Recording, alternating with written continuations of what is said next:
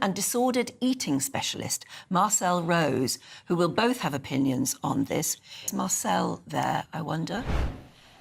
This is fascinating, isn't it, Marcel? That that something that was invented to help tackle type 2 diabetes appears to have other benefits that we never even thought of.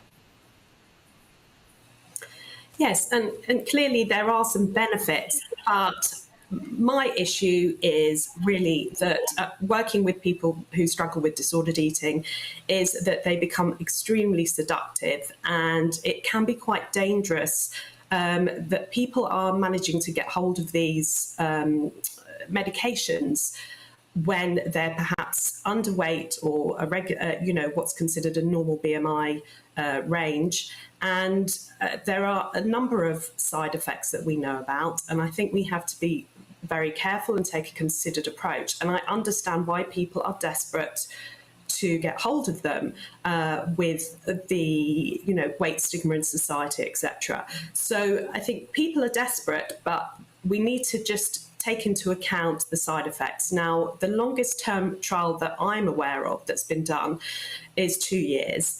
That's a trial that's been funded by Novo Nordisk, which are the producers of Wegovy and Ozempic.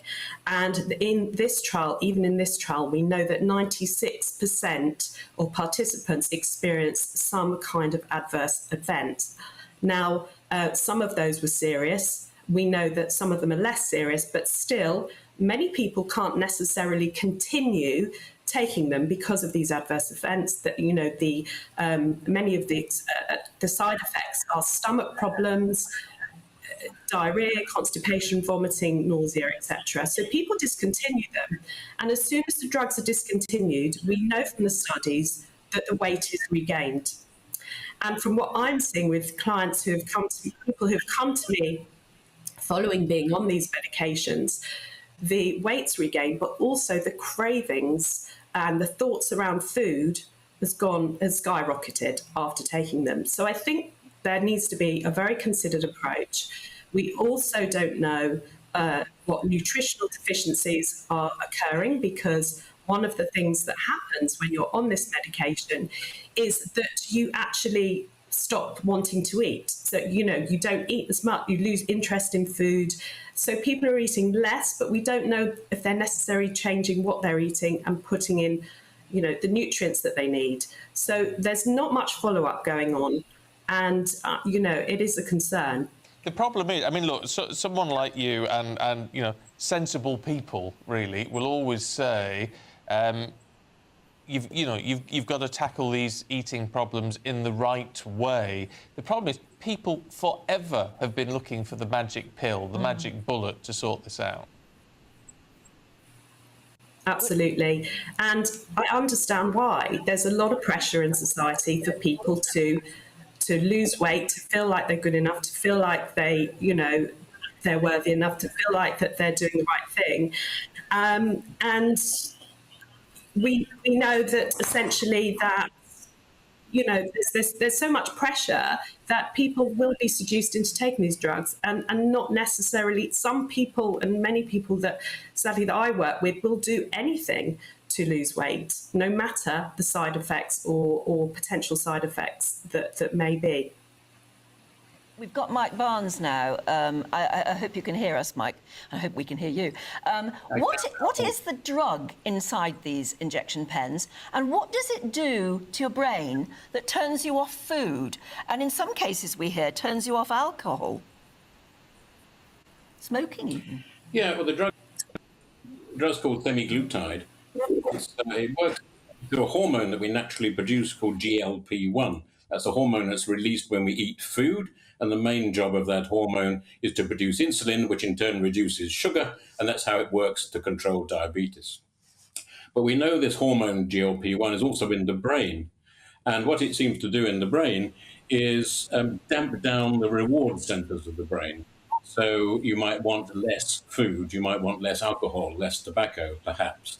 That seems to be how it works. We're not absolutely sure how it works, to be honest, but it definitely works in animal models. But we need, as the last speaker said, we need much more proper human evidence, but it seems to work in the brain, as I say, by damping down the reward circuits. So it doesn't stop you wanting, say, tobacco or alcohol or food, but it makes you full or sufficient earlier, so you take less. That seems to be how it works. Now, there even seem to be reports that taking this particular drug can improve your fertility. It can even ward off dementia. Would that be because what you're doing is losing weight, and that would be the side effect? Or does it have a special ingredient that actually may achieve what looks like miracle results? Yes, you're right. I don't think it's got not any other component to it. Why it might help fertility, why we know for pretty well certain that it reduces cardiovascular risk, that's mortality from heart attack and stroke, frankly isn't entirely clear. It may be because it controls those who've got diabetes, and we know it works really well in those with heart conditions who have diabetes, but it seems to work well in those who haven't got diabetes, and that mechanism of action, to cut a long story short, is frankly just not known. Yeah, I mean, Marcel, I mean, this is the issue, isn't it, with a lot of this? A lot of people are rubbing their hands, but actually, we don't know enough about it, do we? No, we don't. I mean, as far as I'm aware, as I mentioned, the Step 5 trial, which is a 2 trial on this medication, is the longest term trial that we have. We don't know the long-term effects, and that is concerning. OK. Marcel, Mike, good to see you both this morning. Thank you very much indeed. I mean, More research is needed.